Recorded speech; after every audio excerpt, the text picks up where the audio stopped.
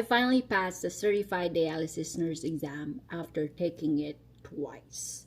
So for today's video, I'm going to share with you 6 steps that worked and helped me pass the exam so you won't have to undergo the same fate as mine.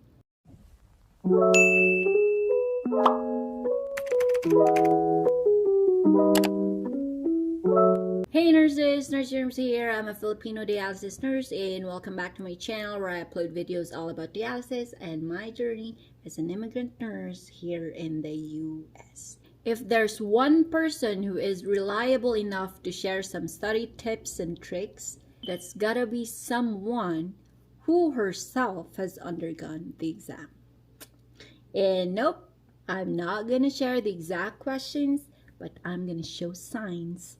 So listen and watch carefully. But first, don't forget to hit that like button, smash the subscribe button, and hit that bell icon for a new video every week as I take you with me in discovering nursing career. First step, familiarize the CDN exam blueprint. First and foremost, I will not be discussing the how-tos of CDN application in this video, but as a note, as soon as your application is approved, you are only given 3 months to take the exam. So before you even start the process, make sure you've at least started reviewing for the exam. Let's begin.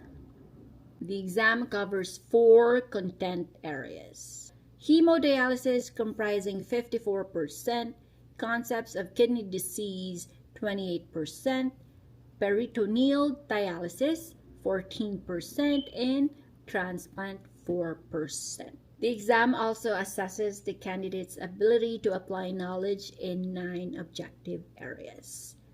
Pathophysiology or complications comprising 20%, physical or technical principles 20%, interventions 19%, medication 12%, infection control 12%, teaching 6%, interdisciplinary team 6%, psychosocial 3%, and professional practice 2%. The exam contains a mix of question types including recall of knowledge. I repeat, literally pure recall. You would not expect something as simple as the definition of diffusion, osmosis, and ultrafiltration would actually come out in the test. So by now, you should already be very familiar with this. Quick review: diffusion is the movement of solute from higher concentration to lower concentration, while osmosis is the movement of fluid from lower solute concentration to higher solute concentration. Moving on, don't forget about comprehension and application of knowledge. Questions will be grouped under case scenarios. This is where the lab values come in the picture. To easily familiarize this part, it's best to group it according to clinical management. Example, adequacy contains KTV's lab values, anemia for hemoglobin, PSAT and ferritin values, mineral bone disease for PTH, calcium, phosphorus, while under fluids should be all about sodium, bicarbonate, and potassium. The exam consists of 150 multiple choice questions and has a limit of 3 hours.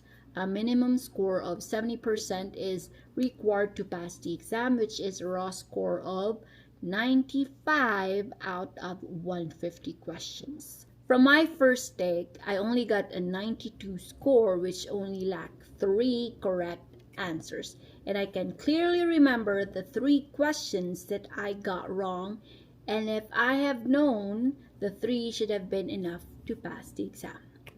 First was the different types of transplant, allograft, isograft, etc. Second was the allowable amount of chlorine in dialysis water. Lastly, the rule of 6 in checking the maturation of new AVF. So the second time I took it, I finally passed it with a score of 97.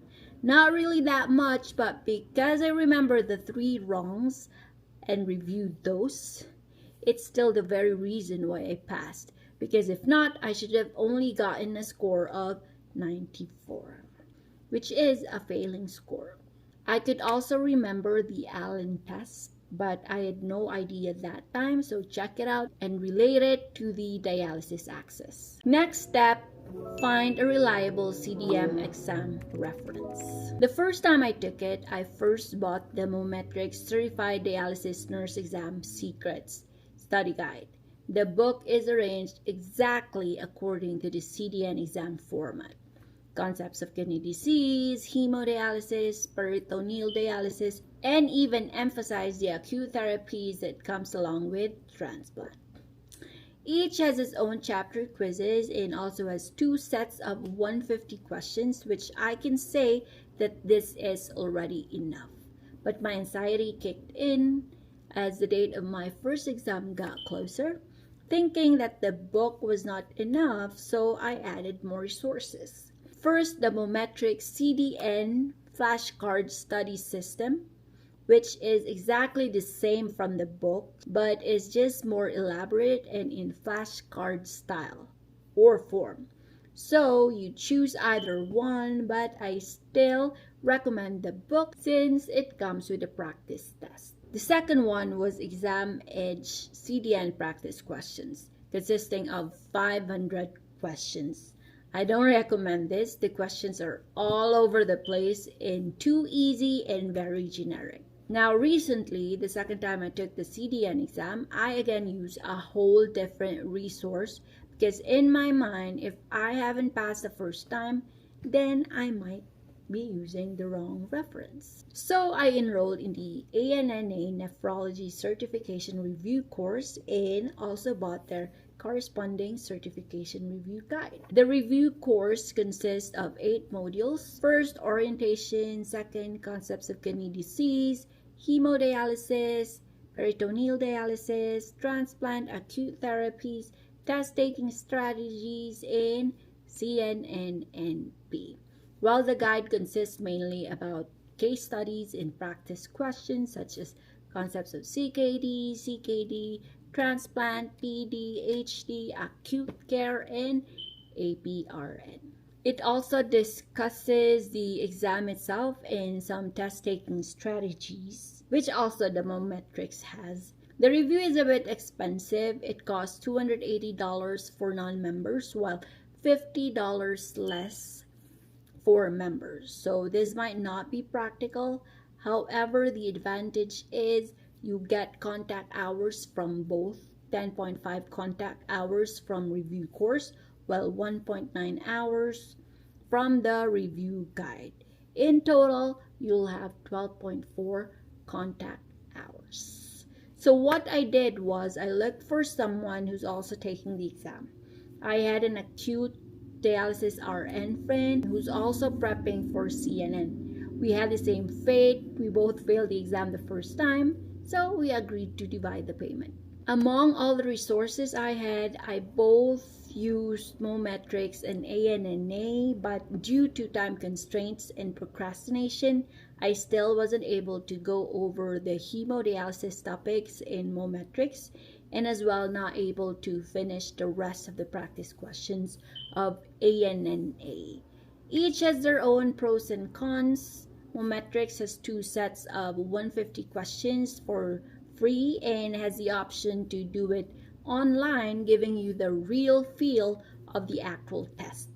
As for ANNA, the certification guide has longer quizzes with a minimum of 30 questions each, and some has more compared to Mometrics with only 10 questions for each chapter, but should be fair enough knowing that it also comes with the 2 sets of 150 questions. ANNA questions are also more similar with the actual test in the case scenario type. As for the content, Mometrics is not too detailed in the dialysis access and water treatment, knowing that this is part of the 54% hemodialysis. ANNA, on the other hand, gives you detailed and concise notes for this part.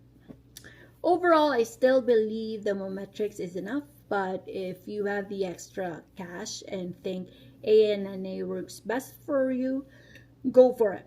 Also, if you are an ANNA member, they have a totally different set of CKD modules for free that you can also make use of it. I'll try to find the link and we'll put it in the description below. Third, take a pre-assessment test exam. It was only 2 days before my exam when I thought about this, but for you, it's best to do this before you officially start your study sessions. Take a 150 question CDN practice test to at least gauge your knowledge in standing. Your result will let you know if you should panic or not. Never skip the rationales. Review the whole 150 questions. What I did, I studied according to the flow of the first 150 questions that I took. Coincidentally, the first set was focused on PD and transplant, which will be the next step that we are gonna talk about. Because next, you should start with the hardest subjects or the ones that you find your weakest. Expectedly, PD and transplant are the specific subjects that I find hard and to which I consider my weakest. As hard as they are, even only having 2 full remaining days before my exam, I was too complacent to actually just accomplish the 2. And I did the remaining topics on the same day of the exam. So don't follow me. Based on the pre-assessment test that you take, which do you think you find the hardest? Arrange them in order and plan a study schedule. When I made my study schedule, I had 2 months ahead of time. But because I arranged it in a textbook order like concepts of kidney disease first, HD, PD, then transplant, it was too boring for me. Also, I'm quite familiar with CKD and HD already, so my mind is like telling me that it would be too easy and will just take less time setting it aside again and again, which took me 2 weeks, but I was still not done. By then, I just had a week left, and that's when I figured about taking the 150 questions first as an assessment. As an example, this is what I should have done. Study each subject for 1 week, starting with PD, transplant, concepts of kidney disease, hemodialysis. Take the second set of 150 questions and review. Review again each topic. This time, will just gonna be a day. Retake the 2 sets of 150 questions and review. Now that your study schedule is ready, make sure to study according to your learning style. Example, if you are a visual learner, your strength is best through images, diagrams, videos, and other visual aids. So the study tips here are: use flashcards with images or diagrams, create mind maps or charts to organize information, highlight key information in your notes, watch educational videos or documentaries. I am a visual learner, so I always take down notes even though it seems repetitive. I remember according to how I wrote it. The page number, the visual in my mind. That is why when I take down notes, everything should be on the same page because I remember visually. Sometimes I remember it by place, like this is the topic I studied when I was at Starbucks or in the library or when I wore this particular outfit. So I think I may also have a mix of kinesthetic because I take frequent breaks and move around. Next, for auditory learners, your strengths are learned best through listening to lectures, discussion, and verbal explanation. So the study tips are: record lectures and listen to them later, read aloud or discuss concepts with others, use audiobooks or podcasts, attend study groups or ask questions in class.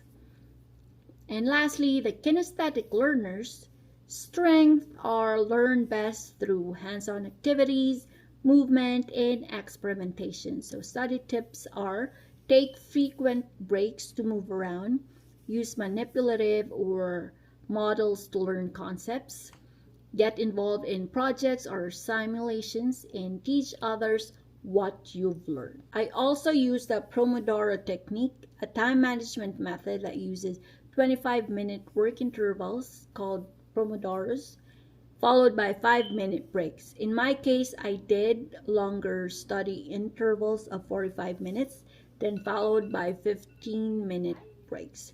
The structured interval helped maintain focus and concentration. The short breaks help prevent burnout and allow for mental rest, and by breaking down the subjects into smaller, manageable chunks, the technique can boost productivity. Next, find a study conducive environment. I have a study area in my apartment, but I just couldn't concentrate, even with my big headphones on. So I tried the library and cafes, and it worked. I even changed my Sunday routine. Instead of attending the 11:30 Mass, we took the 9 a.m. Mass, so right after I will go to the library since it opens 10 a.m. As you do this over and over, you'll be amazed that you unknowingly have established a routine yourself. So even after my shift ends around 4 p.m., I go straight to Starbucks and just go home in time for dinner. I could finish one subtopic, which gets me closer to finish the goal for the week. As the exam day comes closer, you'll be disciplined enough to stay indoors and still accomplish all your agenda for the day. I get to do this in wee hours at 5 a.m., but if you feel bored and burnout, try to go out and find a different place and review again. Fifth, schedule the exam and request for leave. Schedule your exam before requesting the leave because from my experience, they only have limited exam days and times. In my city, it's only from Wednesday to Friday, 4 exam times in a day as far as I remember. Make sure you have at least 2 free days before the exam. So if you are a procrastinator like me, 2 days are enough to actually cram and procrastinate on all the topics. But of course, I made this video so you don't repeat my mistakes. 6, dedicate a day prior to mentally, emotionally, or spiritually prepare for the exam. Among the 3, it was attending the Mass and asking for spiritual guidance that fully prepared me for the exam. 7, reward yourself. You'll know the result the same day of your exam. The proctor will print the paper that contains your passing score. I can still clearly remember the first time when I took it and the proctor told my score while I was still fixing myself and getting things from the locker. I guess I'm gonna see you again soon because I failed. The second time was a complete opposite. I was there standing while waiting for her to finish her routine, stuff, etc. and thrillingly said, "Okay, let me see if I could get your score here." Silence came after. Then she spoke again. "Well, you passed. Congratulations!" Of course, I rewarded myself.